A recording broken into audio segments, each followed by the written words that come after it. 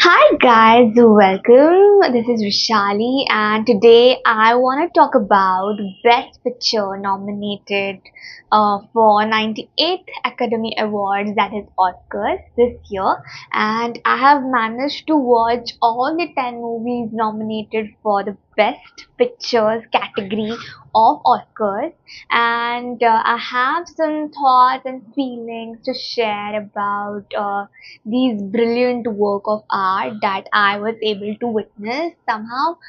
There were few movies which were somehow screened at the festival hosted in my city. However, the show timings were kept very late at night, because of which I was not able to go. But still, I managed to watch all of the 10 nominated movies uh, this year. Okay.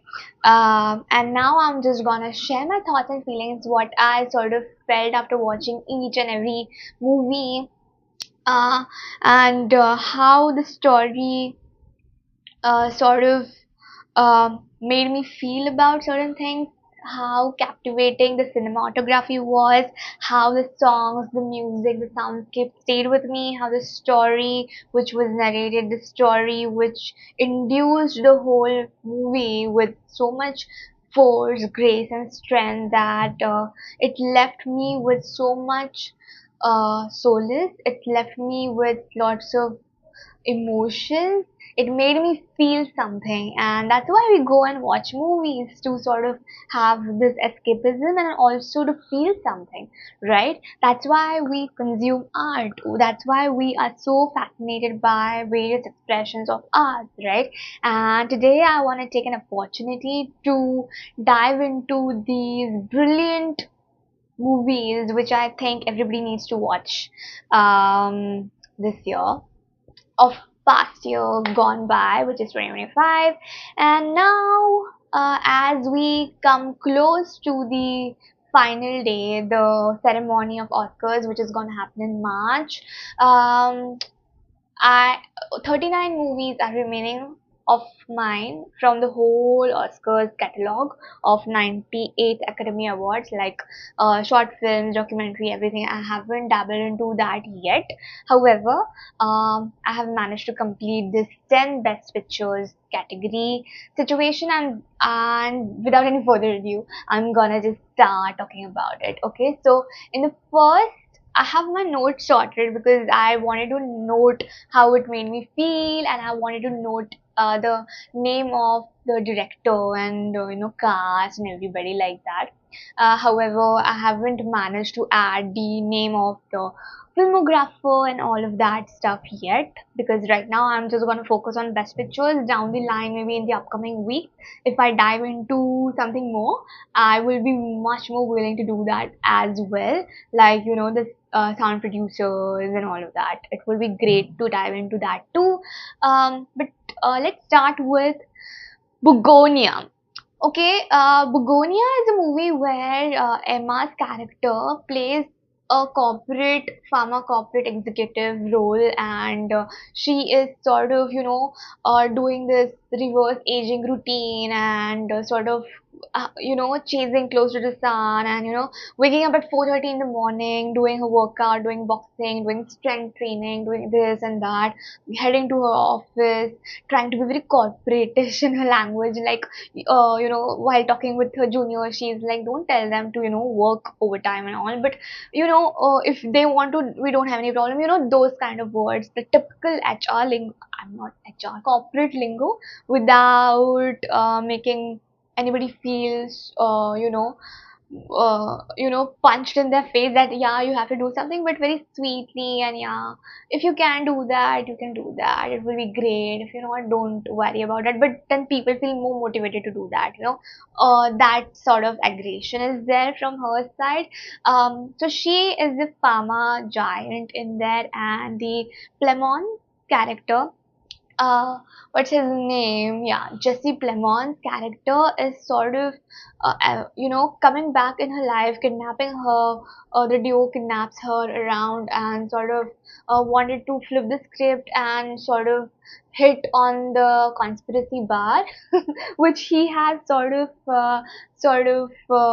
conceptualized about that she is an alien, because how can one person be so into the element, do stuff, and do all of those things, and just share their way into capitalism and medical stuff without having accountability, because the Plemon's mother, the character, Plemon's character's mother suffers a coma because the pharma company ka drug, they gave it to her, and because of that she goes into a coma, and because of that he has PTSD, and he goes into a lot of mental stress because of that, and uh, he, he sort of saturates his anger and desperateness and sadness by forming this conspiracy theory, and sort of making these people sound aliens like corporate executives, because they sort of squinch and squeeze the blood and sweat of the common middleman, and then he gets into that.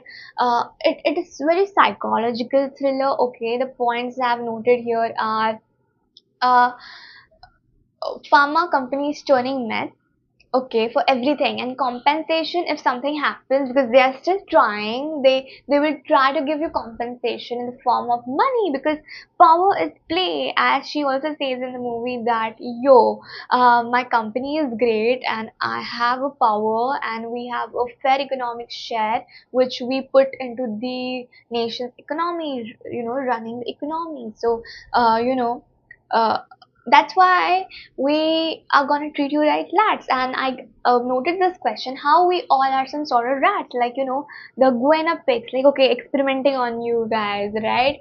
And for this person, the Clement character, conspiracy as a form of escapism and fight in a general way, it is a very psychological thriller. Okay, the performances are very brilliant in this movie. um and yeah, corporate lingo speak here was psychological for sure, quite unsettling and thrilling is what I felt post movie watch. Um, and later I also noted that Emma's calm demeanor as she negotiates with the two, which is Clement and his colleague, brother, sibling, whatever, uh, it's quite cool. Okay, whenever she has a shaved hair and she wakes up after she is sort of unconscious for a span of time, like day or so, I guess, and she wakes up, there is a white cream lather on her body, no hairs on her hair, and she's so calm, and like she is in control of things. I like that. um she negotiates with this too, which is quite cool to see. Okay, her calm and collected nature and all. And later she uses her words to lather salt into his wounds. The Plemont's character. It becomes quite terrific to watch, but brilliant performances from everybody in this movie. Okay, so overall, it's a very good movie. It sort of keeps you at the edge of your seat, and I don't think so. Anybody won't like who might not like Substance, the movie featuring last year, like it was 2025, no, 2024's movie. Okay, if that was something which you did not like, featuring Margaret Qualley and all, if yeah, if you did not like that, then you might not like Bugonia, is what I feel, because I enjoyed the Substance.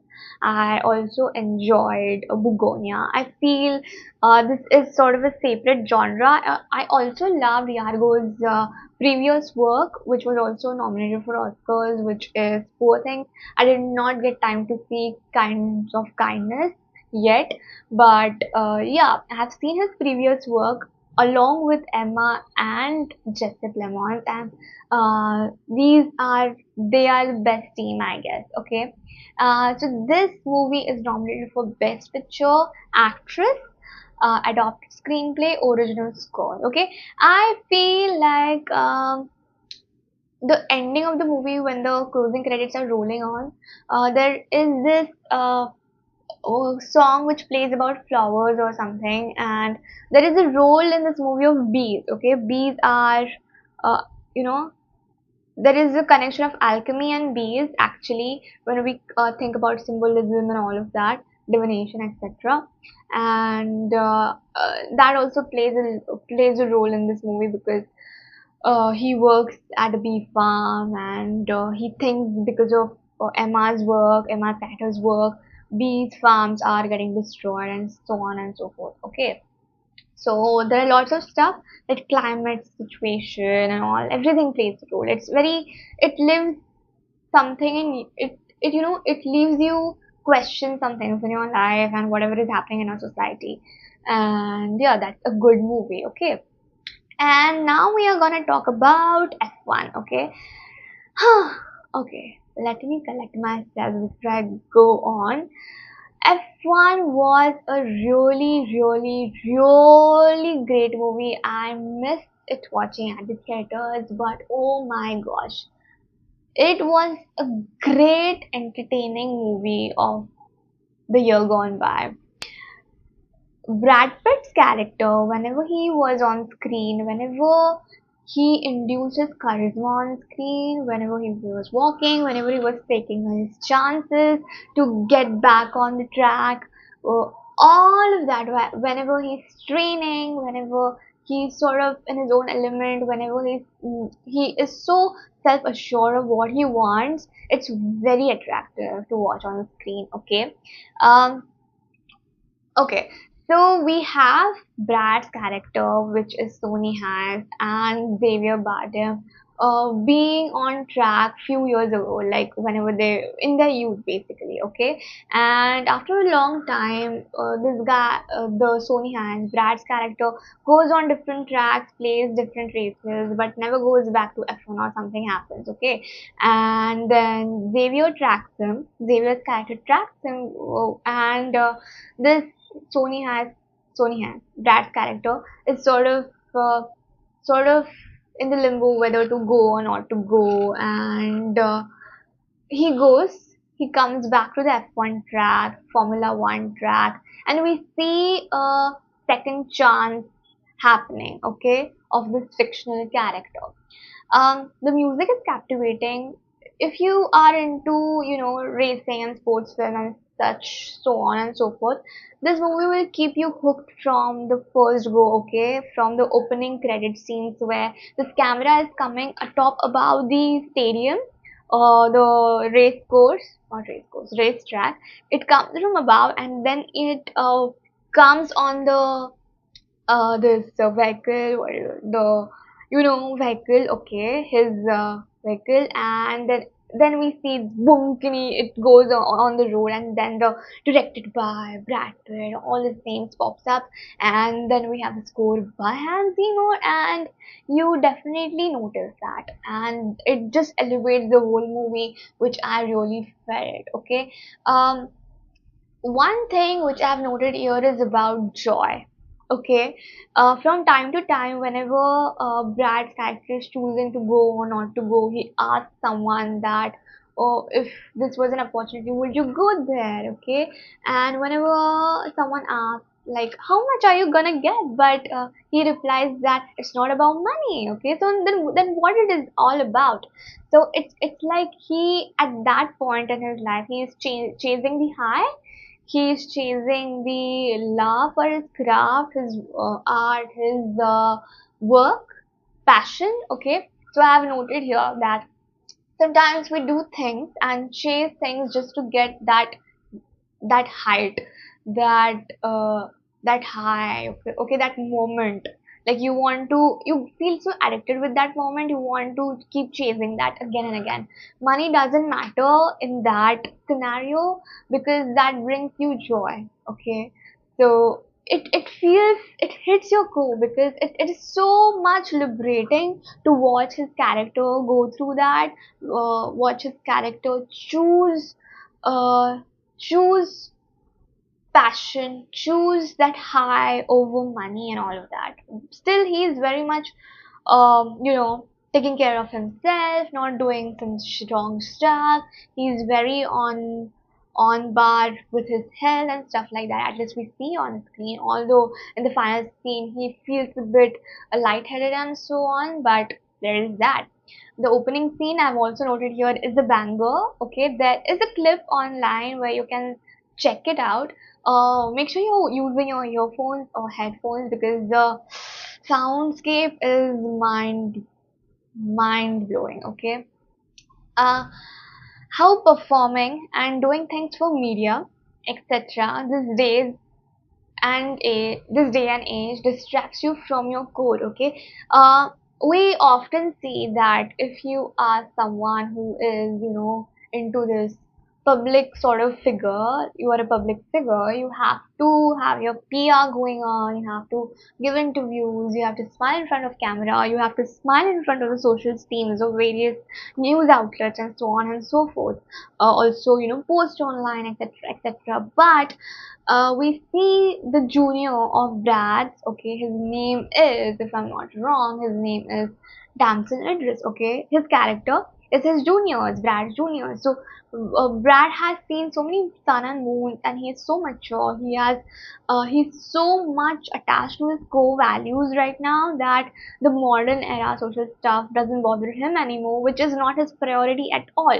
His priority, his focus is mainly Formula One, winning that, doing his best, working on performing for the tournament and not for media's attention. Okay, so we see that. Okay, how the Brad's character is focusing on core, also letting the junior know that you don't have to be so much focused on the PR and stuff like that. You have to focus on your core, what you have to give to the society, give to your team, and all of that. So cut out the noise and focus on your core is something which I felt deeply, and that was the thought which stayed with me also. And the music. Okay, the music is amazing in this movie. All right, I've said it again and again. Okay, I've also noted here that the rivals, which is Idris' character and Brad's character, have this BFF kind of energy going down. Okay, like once the movie starts escalating, you see the rivalry kind of energy going towards this bonded energy. All right, so that was kind of cute to watch. Okay, um, now we are gonna dive into Frankenstein.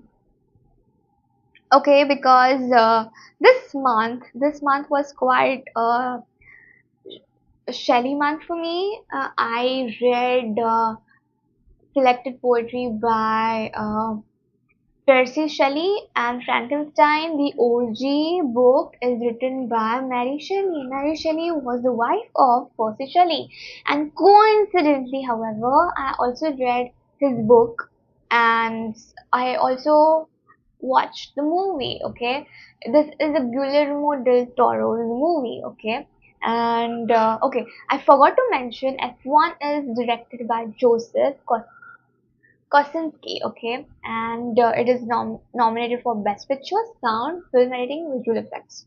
All right, I think the film editing would be somewhere.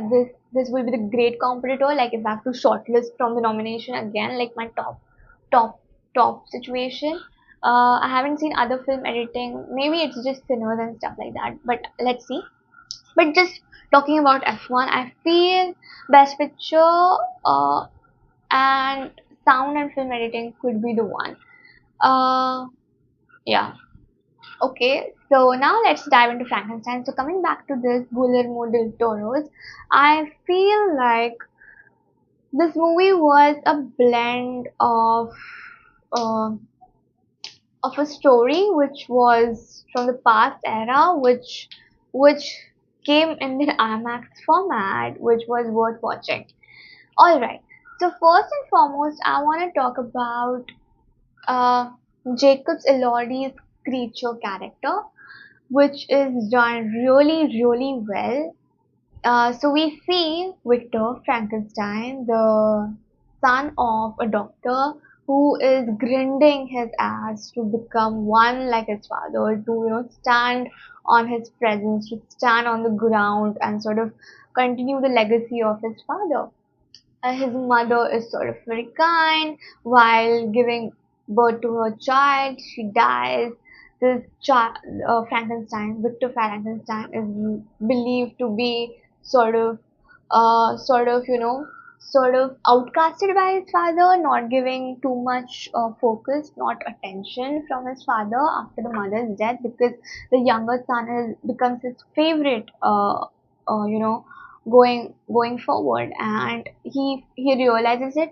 He knows that he's not getting attention, and all the daddy issue kind of stuff rises up.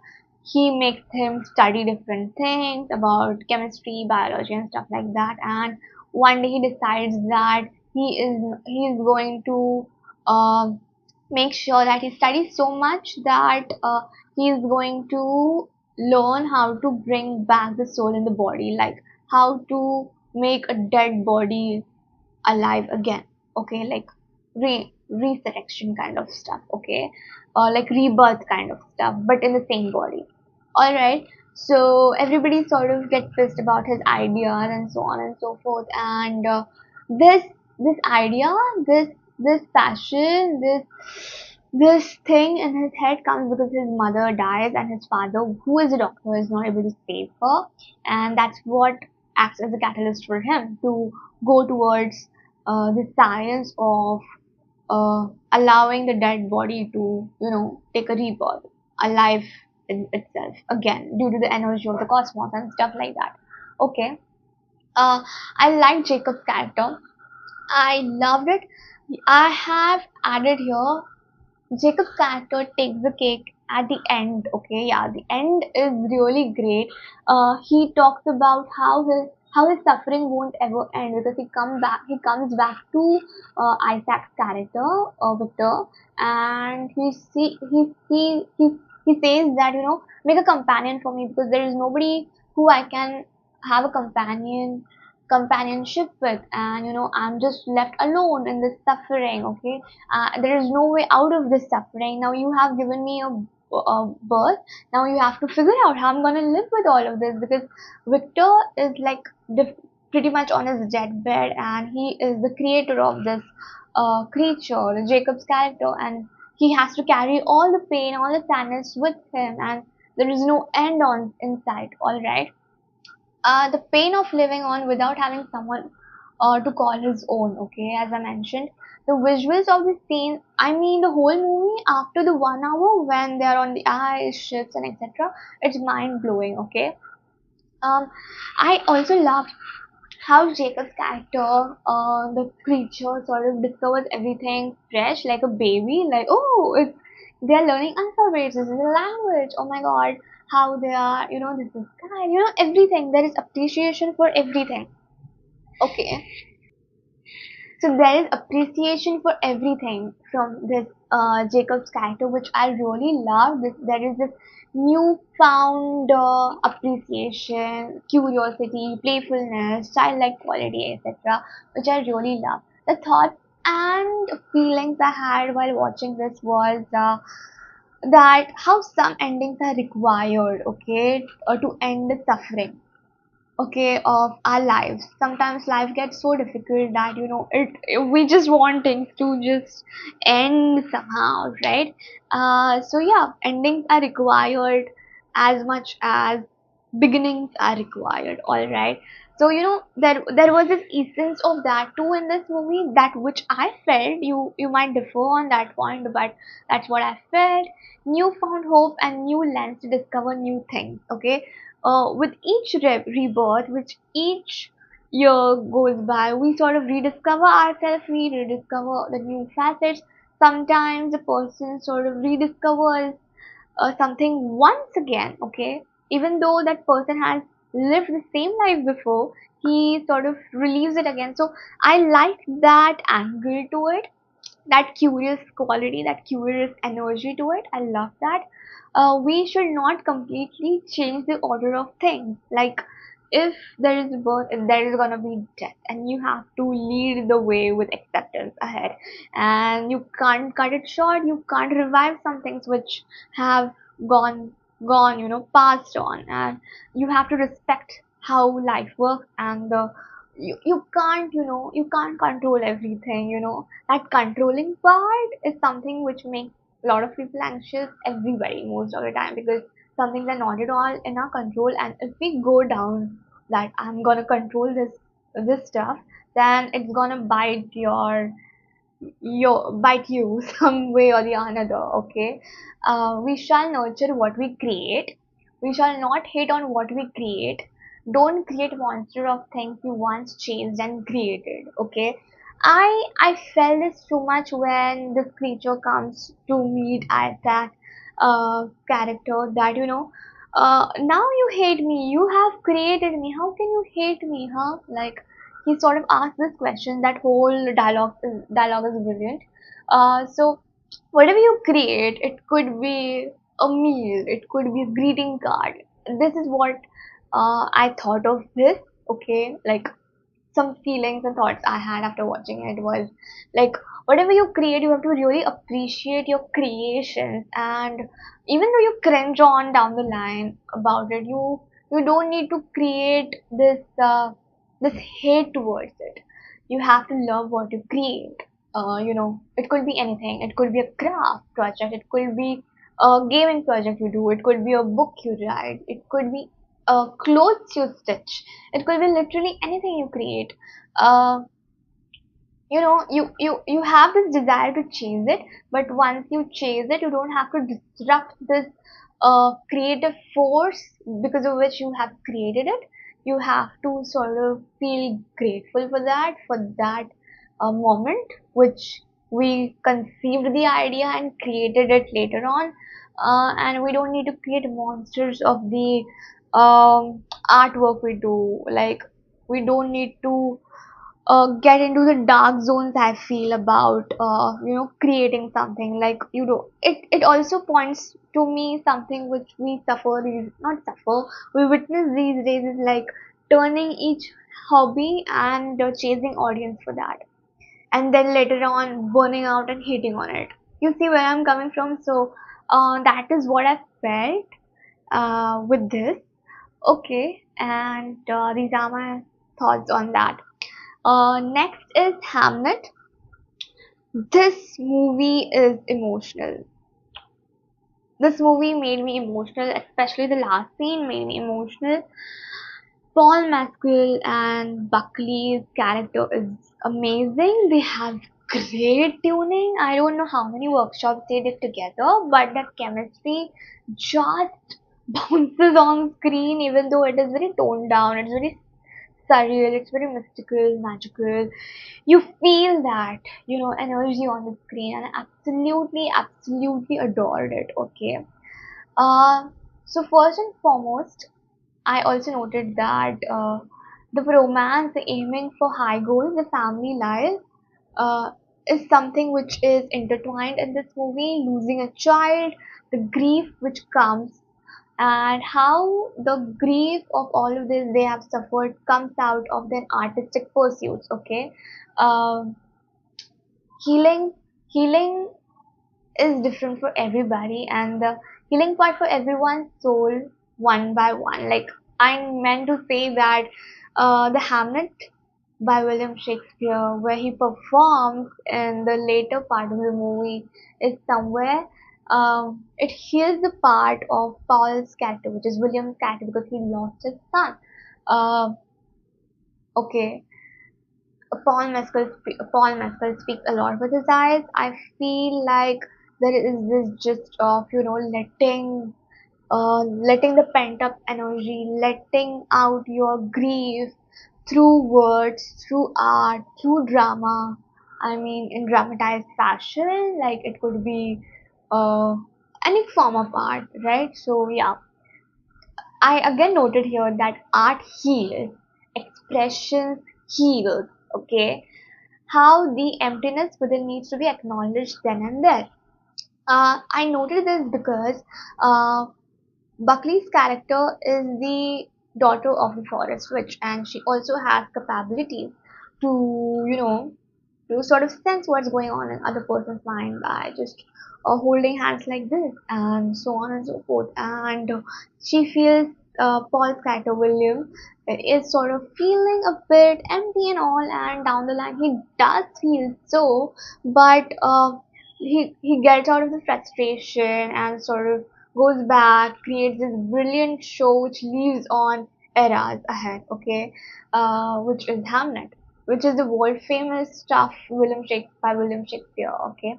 So there's that. There are some good stories from Greek mythology also in this movie, and there is this concept of surrendering here again, that you can't fight the order of things, right? Just like the earlier movie I mentioned, you have to surrender. You have to surrender to your expressions, to your art. Even though there is pent up energy, there is frustration, you have to find a way to let it out, okay? You should not dump everything on yourself, on your shoulders, in your head. You have to move through it. You have to create something out of it. So any art form it could be, and I love this. The essence I feel from this movie is that you have to let it out. Grief can be come can be turned into something. You might have a different way of grieving, and you have to sort of honor that, you know. Um, so yeah, it's a very beautiful film. Uh, I loved Chloe Zhao's directorship. Um, I loved how she dances her heart out. Also, she was my favorite director from this bunch for sure. Um, she has a great vision, and I loved her work. This movie is nominated for Best Picture, as you guys know, director, actress, adapted screenplay, original score, production design, costume design, and casting. I also feel like I've heard the soundscape of this movie again by Max Richter. That's what I remember. Brilliant. It feels very ethereal. It feels very ethereal for sure. Yeah, yeah, a good contender for the nominations for Oscars for sure. Now we are gonna talk about Martin Supreme. Okay, this movie sort of was very exhausting, but it also sort of uh, hit the nail. I mean, hit the point of like chasing something you're so much passionate about that you sort of just chase that. You sort of become so much jugadu, we call it in Hindi, that you are ready to turn the tables and make things work for you because you love this sport so much. Okay, you love this so much. This movie is by Josh Safdie. Okay, I've noted here that this movie is not something to watch on a afternoon because no, this movie is not something to watch in the night because it might leave you with lots of adrenaline. Okay, it might leave you with a feeling that exhausting after a point because after a long day, maybe you had a hectic day. This movie is great to watch in the morning or afternoon. It's about table tennis. This game was very new in America, and Marty Supreme was obsessed with this game. He was a Marty was very much obsessed. He played for America. He represented their team, and sort of very much obsessed. He was working in sales, but sort of making ends meet. But his main focus was, uh, you know, climbing the ladder of table tennis organization, a team, and so on, representing his country there, representing his organization there. Okay, I have mentioned here that Timothy's character goes through a lot of hustle and bustle and through different pockets and packages and finds himself cut paste from everyone, everything to make his life work. Okay, okay, now you cut this. Okay, I'll get this from there and give this to this person. But I'll go there. I'll visit that space and play. Okay, his main goal is just playing. Okay, because he knows he's good at it. He has this ego there. Okay. Um, he wants to play table tennis and that's all. That's all he cares about. And he has full ton of ego and keeps on going, and he says it shows. It shows. And he is good at sales, as I mentioned earlier. He's the salesman at a shoe place. Okay, he sells shoes. Okay, and he's good at selling him as well. He's good at convincing. The feelings and thoughts I've noted down here is that Do you think you haven't been insane, crazily passionate about something in your life? Like, have you chased something so much that nothing can ever stop you? Like, it can show off as an ego for other people, it can show up as naivety to other people, but down the line, you could calm down. But that first force of sheer willpower you require, it's Marty Supreme, dude. Like, seriously, the self belief oozes through, like, it reminded me of Ranveer Singh also, on some level. Also, in this movie, I've observed that Marty's character at first is very spiky. It's very much like very boisterous and very much egoistic and not at all humble at all. But when he plays the final match, he's sort of very calm down. He's not and not jumpy here and there. He's very focused and also you see it going having that angle too. Okay. um One point I also noted was that, can you sell your talents? Do you have convincing energy? Like, I've noted this, like, these were my thoughts and feelings. Like, do you have convincing power? Can you sell your talents to other people? Are you really much more willing to express yourself, not only on social media, but let the people around you in your community know that you're good at it and you have 100% confidence in you? Learn it from Martin Supreme. Like, who is the other person you can learn it from the once you go to theaters or cinema? Can too much ego bite you later, as you can't see smokes and mirrors? Like, you can't see the delusions right in front of you because you feel that you are able to see everything because you're so confident. You have this ego layered and it's sort of creating smokes and mirrors in front of your eyes. How much adrenaline is too much adrenaline? Like, when you need to rest, when you need to stop? These are questions you gotta ask yourself, okay? These are just notes I've written down, like thoughts and feelings, like rambling situation, which I feel like there is too much to dig in that kind of emotion I felt during that time. So that's why I just wanted to let it all out here. Why not, right? This is gonna be a long video. Let the jobs you take be the ladder for your bigger goals. Okay, we keep on chasing dreams like corporate stuff and all of that, but once you find your purpose, once you find your meaning, all that grind should lead you towards something which you're really crazy about, passionate about. It could be anything. It could be um, climbing an Everest, getting sponsorship by working somewhere else, teaching something, and being very jugadu in that way because you want something, you're gonna get it, aren't you? So yeah, I loved this movie. This movie is by Josh Safdie. He got inspired by some Marty guy from US again, and this is just fictionalized, like the story blending from there. Okay, inspiration from there. It's not totally a biopic here, which that's what I've read. Okay, um, we also have Gwyneth Paltrow's character featuring this movie, who you need to watch the movie to see what role she plays in it. Okay, so this movie is nominated for Best Picture, Actor, Director, Original Screenplay, Production Design, Cinematography, Costume Design, Film Editing, and Casting. Alright, so I also love the marketing of Party Supreme. Timothy Chalamet has been doing great in the marketing brand campaign of for Marty Supreme. You can watch the latest, like whatever he did on the A24 channel, if I'm not wrong. Okay, he is brilliant. It's really fun to watch him do that. And the whole team. Okay, alright, so the next one I'm going to talk about is One Battle After Another. One, two, three, four more remaining in all of this stuff, okay? So, One Battle After Another. Damn. Okay. This movie is all about revolution. French 75, 77, okay, 75 or something, which Leonardo DiCaprio is a part of in his youth. He meets Tiana Taylor there.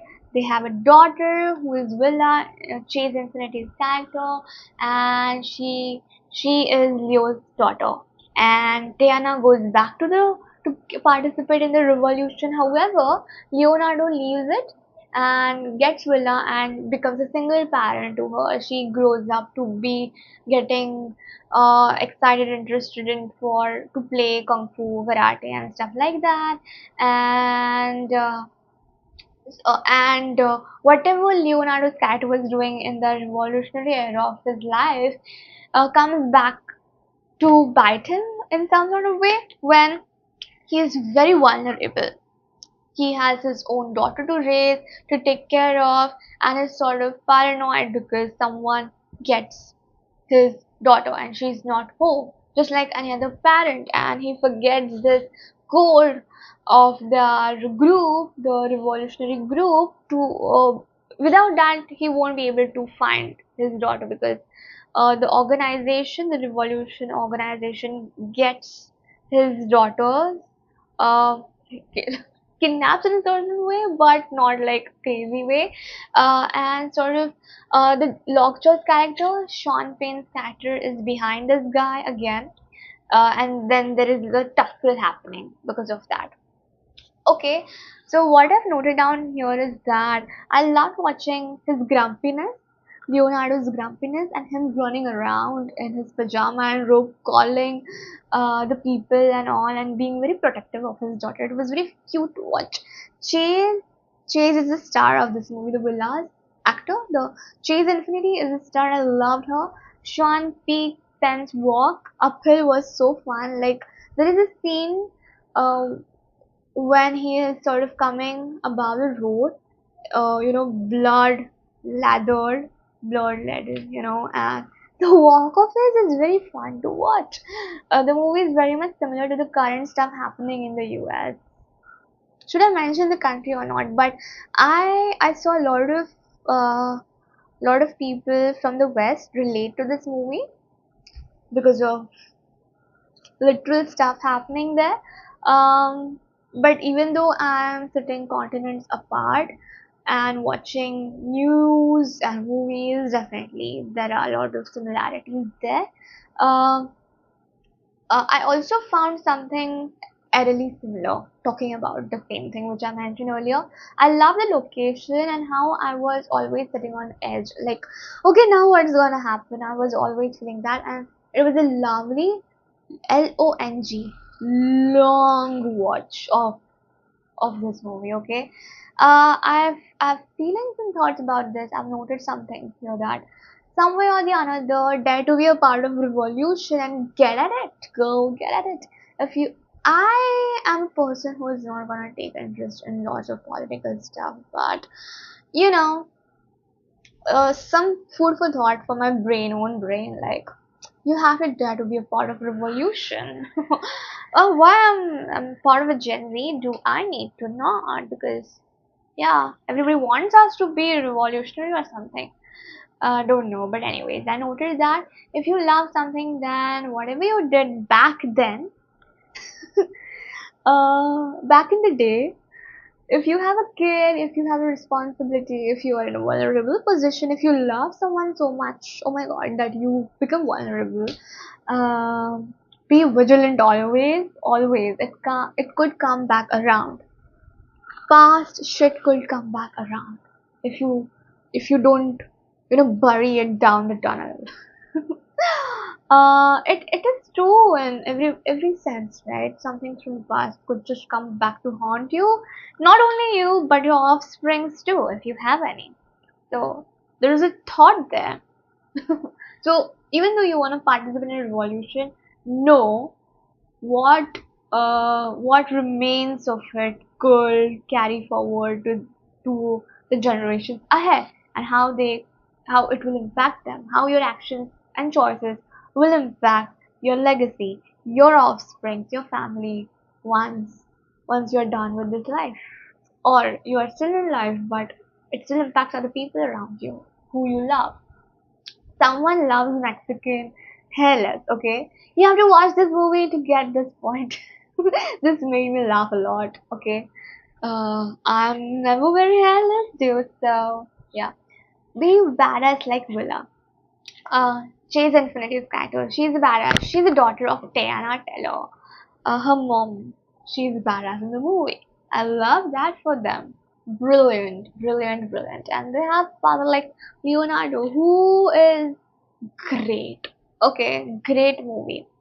Great, great, great movie.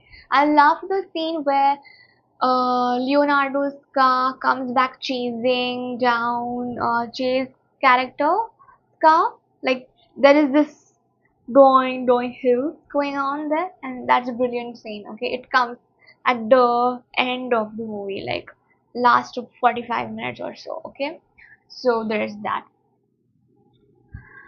And next is I'm gonna talk about sentimental value. All right, so this movie is about two daughters, a father who gave his daughters intentionally, unintentionally daddy issues, and we have Renette's character, who was also in Worst Person of the Year, by the same director, Joachim Trier. Okay. Did I mention the One Battle After Another's director? I'm keeping forgetting this random stuff. Okay, so the director of that movie is PTA, Paul Thomas Anderson. We have this movie in the category for Best Picture, Director, Supporting Actress, Adapted Screenplay, Original Score, Sound Production Design, Cinematography, Film Editing, and Casting. Okay, so there's that. Let's come back to sentimental value. I was talking about Joachim Trier, the director of this movie, who also worked with Renette in the Worst Person of the Year. I also saw that movie. It was a good movie, and we have this movie where this Renette's character gives home a stance in her story when she has been asked to write about something like which character you would play. She stays home, and how, so it starts basically from there, like home sees you laugh, cry, home sees you fall in love, home sees you have so much memories, home sees you go through grief, go through anger, have fun times with the family, with your friends, and so on and so forth. Like the four walls have seen it, everything. But once it's all over, once you guys go out of the house forever, sometimes, the even home misses it. Like the home feels khali khali, we say in Hindi, right? So there's that. So the home is at the core. Okay. Um, and then it starts from there. Like there is this generational trauma which has been passed down because of the absence of the father figure and sort of passing of the mother figure early on. The both daughters are left by themselves to face the world, and the elder daughter is Granite, who is also taking care of his her sister, and she just doesn't understand because she's so much caring and understanding of her younger sister that she forgets to take care of herself and turns out to be the most messed up child there is in their family. Then okay, because she does not process it, because of which she later asks her sister that we both were raised in the same house, but you turn out so well. You have a family, a kid of yourself. But look at me, I'm like, I don't have anything sorted. But then her sister says that you were there for me. You were there to take care of me, even if you feel that you are not capable of nurturing and so on. You were there for me. You protected me from all of this. But not only in ancestry we carry the legacy, capital, asset, and all of that. We also carry trauma in some sort of way, like whatever maybe our ancestors have fought in wars and so on, have gotten beaten, tortured, and so on. There are some memories which are really taboo, which are really bad, which can override everything. It could come back down the lineage in the DNA of the offspring, the children, and it can potentially make their life unbearable at some point, because the DNA stores the data. It sort of carries forward the data, and somehow there is this emptiness one might not notice why is it occurring, because like they aren't doing any mistakes, but they still feel empty, emotional, and all sort of nasty stuff, okay, without doing anything, without going through a lot of stuff, without anything. It's just their disposition. It becomes a disposition, and it sort of sometimes has the root towards the karmic lineage, okay. So we see that, okay. I've also noted down here, Stellan is the dad, okay, the Stellan star scars card, okay. Again, we have this thought of processing grief, processing trauma, sort of mending the relationship through art. Stellan Skarsgård and Renat are both from film industry. He is a director, she is an actress, but she doesn't want to work with her dad when he comes by to narrate a story to her, which she finds is of hers, and feels very much bothered about it. Like later on, her father chooses Ellie Fanning for it, but she's like, I don't at all resonate with this. I don't want to do this because it's totally in the another language and it won't sound the way you want this to sound, and so on and so forth. But the younger sister reads the script and she shows it to Renette that this could be a bit of really about you, but in a good way, not in a bad way. Renette's character reads it, Agnes Catters reads it, and she really sits on the floor, cries, because she finds that her dad, even though he was not very much present in their daughter's life, he was sort of much more away. He knew what his daughter was going through and all of that, and his way of processing that feeling with himself as a dad is something he put down in a storyline. That was his way of processing it. So I loved it. I also noted here that I love the core of this movie starts with the concept of home, lineage, and so on. I feel everyone could relate to this movie at least a bit. Okay, at least a bit, because there's always a home we have now and we had in our memories. Okay, maybe our grandparents' house, which is still a house, and the house we are currently living in also. Memories where there were voices involved of different people that even the walls will be missing now, because nobody is gonna hear the voices again because the voices are gone. They have crossed the wire. Okay. Memories where there were voices involved, laughter, cry, etc. The four walls remember it all, and when you get back and all of that floods in your system back again, like once you step into a house which sort of brings back the hit of nostalgia in your mind, there are lots of memories that nudges that emotion within you, that you felt that okay, I'm over it, I've moved on. But no, once you step into that threshold of the house, of that memory, it will come back again. Okay, so there's that. Again, it is very beautiful movie. Here also there is a theme of processing grief through art. So Stellan's mother dies of suicide or something in this movie. Stellan's character's mother, because of what she has felt and gone through in the war-like situation, suffer torture, etc., and she has PTSD or something. Okay, so there is a lot of sensitive topics going on in this movie, but brilliant. Okay, um, I've also noted down that you'll grow and there will be sentiments attached to home, and by home for you, who saw you walk for the very first time, laugh and all. We carry trauma and fun from those who went before us. We are a part of a lived history. Okay, so somehow you felt very much connected to the people who, because of whom you are here. Uh, don't lose yourself while raising and protecting others. Okay, you can't lose yourself in the process. Again, there is a way to process shortcomings through arts. Art heals. Okay, so from Hamnet, I also found similar theme where like heart heals. Sentimental value was also that for me. Somehow similar.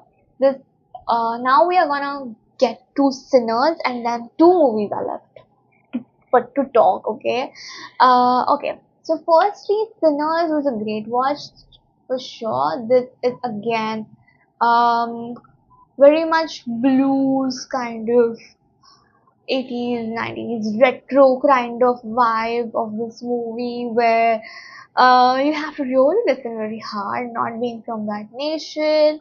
The accent was a bit of issue for me while getting into this movie, because it was very thick, I suppose. Okay, it was a great watch. It is very much influenced with music. We have Jordan's character playing twins, and Smoke. Okay, the Smoke and one more Steak, I guess. Okay, the songs are brilliant. It was a bit, yeah. I also noted here that it was the accent was a bit hard to catch up on, but once you get the grasp of it, like it was easy breeze after that. Um, the vampire storyline, which comes in the later half of the movie, is jaw-dropping. My feelings and thoughts about this movie, I will say the opening one, okay? When, not opening one, when Steak and Smoke, the Jordan's twin character, are doing this musical stuff with this Miles character in this movie, there is this narration comes in the background which goes like, um, there are legends of people born with the gift of making music, so true that it can pierce the veil between life and death, conjuring spirits from the past and the future. I absolutely love this. And then we have, mm, it is very new for me. Somebody tell me. I love it. Okay, all the music, all the songs from this movie is great. Is great. Okay. Then we have. Okay. Then I noted that art holds the community together. I noticed that the black community in the states, who sort of resonated with the blues genres of the music at that time, and it sort was the connecting phase for that community then. So I feel that after reading a lot, after diving in deep into that, that the music connected the whole community together back in the day. So Ryan Coogler got inspiration from there, and then we see a very sweet brotherly love. Absolutely love this movie, especially the ending. Okay, the last 1 hour is the best one. Director Ryan Coogler, we have Miles Caston, Sal Williams, and Adrian Ward Hammond, and we also have Jordan. The nominations are many. This is one of the most nominated movies this year at 98 Oscar, which we have this movie for Best Picture, we have director, actor, supporting actress, original screenplay, original score, original song, sound production, design, cinematography, makeup and hairstyling, costume design, film editing, visual effects, and casting. Alright, okay. Uh, Somebody tell me. Is it Lie to Me, the name of the song? It is sung by this Miles Caton guy. It, it's brilliant. That's when this dialogue comes in the music, okay? Okay. Now we are gonna dive into the last two movies which I wanna ramble about. This one is the Brazilian The Secret Agent. To be honest, I was like, dude, what I was getting into. This movie is directed by Kleber Mendonça Filho. Um, this movie was a bit hard to get into for sure. Okay, I was like, what exactly is happening here? Because it was a bit slower, very slower pace. It was very politically oriented under the dictatorship in the 1970s of that time.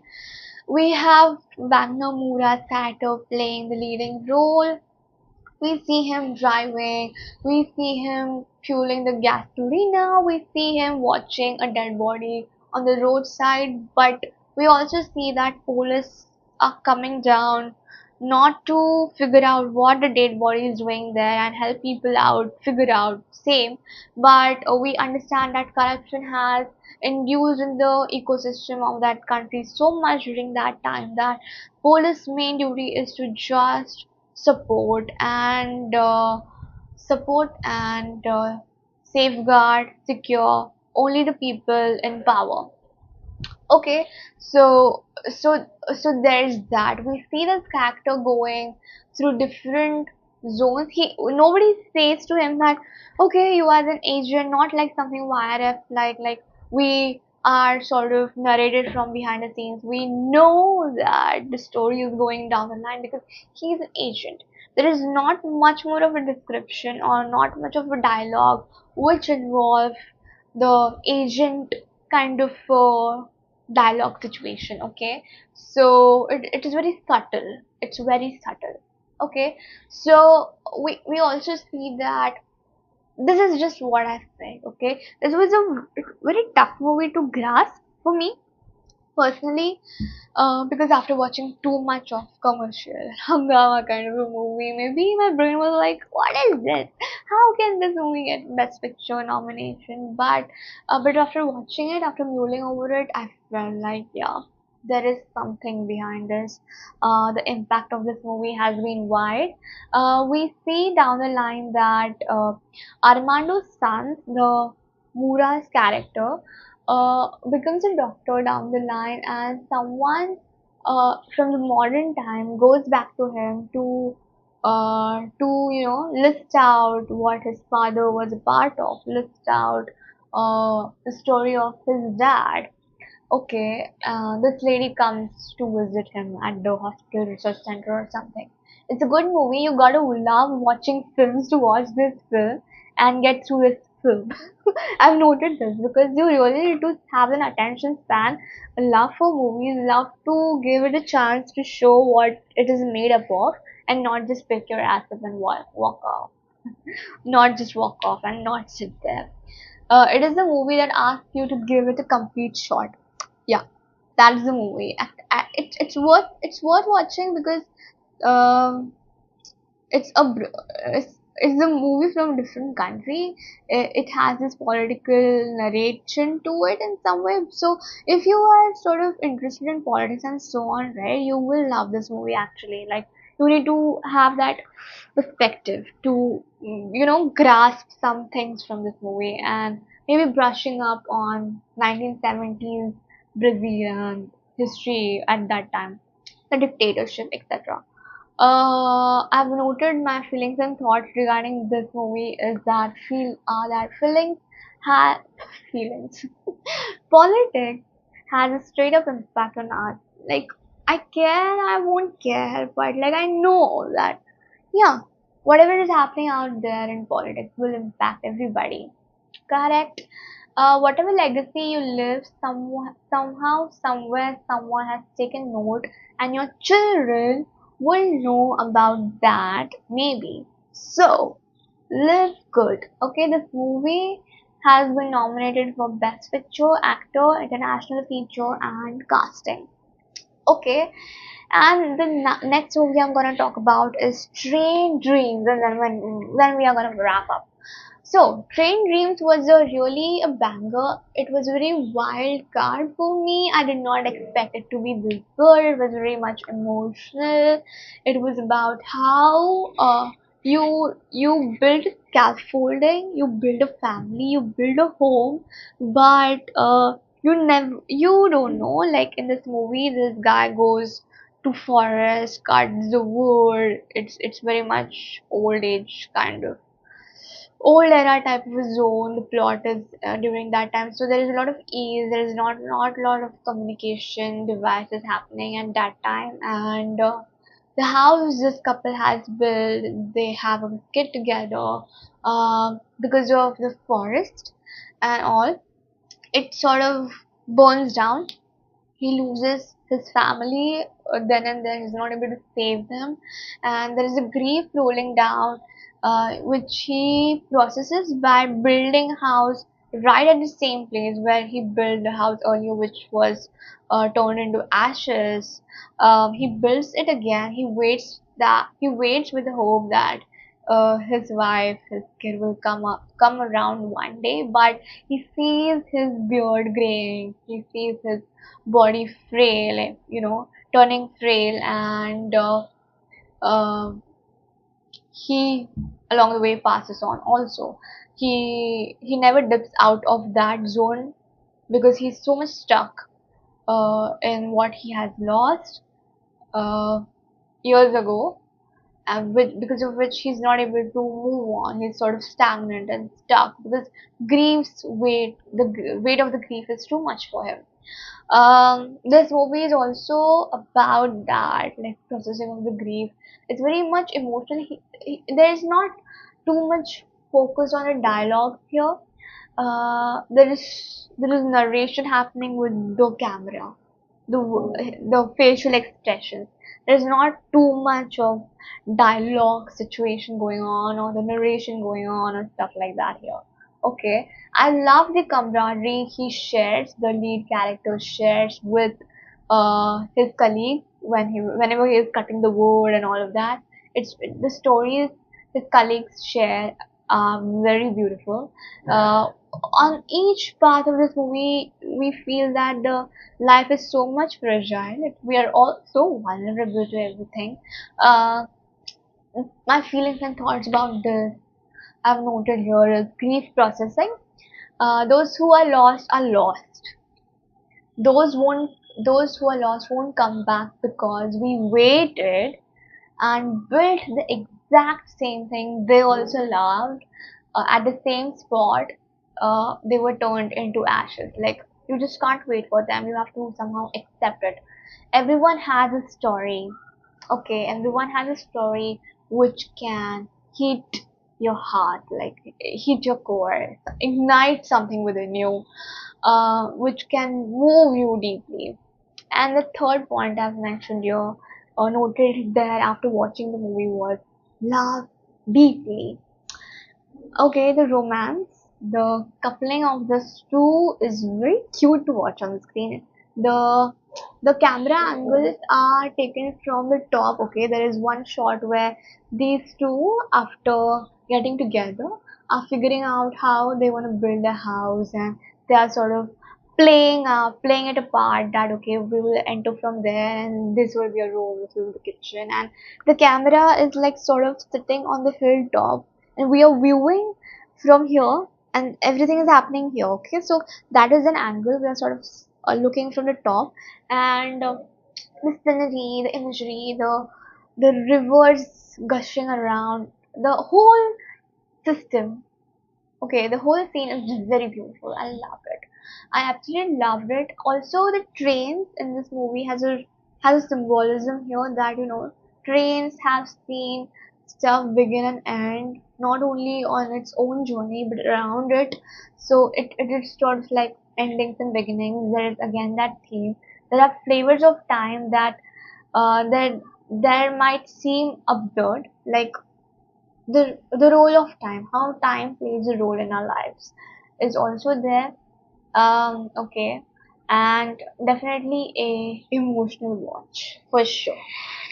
This movie is something which you can see at night. I also saw it at night. It's available on Netflix right now. Um, and yeah, the director of this movie is Clint Bentley. We have Kerry Condon, Felicity Johnson, Joel Edgerton playing roles. This movie is nominated for Best Picture, Adapted Screenplay, Original Song, Cinematography. Okay, I feel like this is a great contender for cinematography. I'm not sure about original song. I liked it for adapted screenplay category also. But looking on with this whole bunch of movies, my favorites would be Hamnet. Another favorite will be One Battle After Another, Sinners and Sentimental Value. Okay, I don't think F1 could be the one who will win because there are other great movies here. I don't know about Frankenstein either, but I'll bet on these three. But Hamnet, Hamnet, One Battle After Another, Sinners and Sentimental Value are the four which I have shortlisted. Now you never know who will win, but yeah.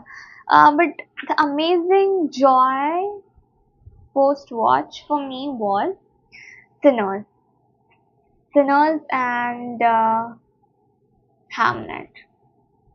Yeah, it moved something in me. Like if you see with the Academy Award kind of a lens, now these are good movies. Yeah, but the most entertaining would be F1. Okay, the most insightful and touchy-feely will be Train Dreams and Sentimental Values. Okay, but if you're the one who wants something very out of the box, very bizarre, then Bugonia will be the one.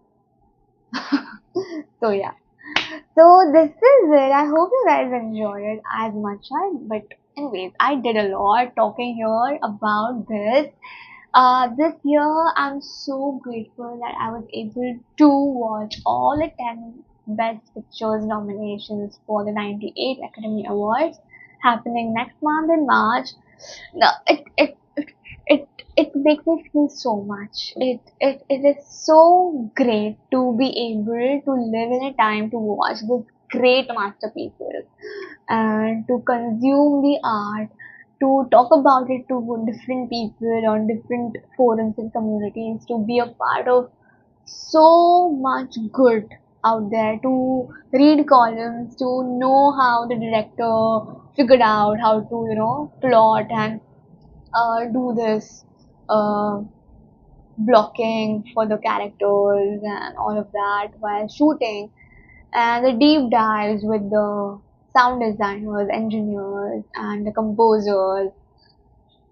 It's mind blowing, guys. It's really mind blowing to be falling in love with films, and I hope it keeps on going.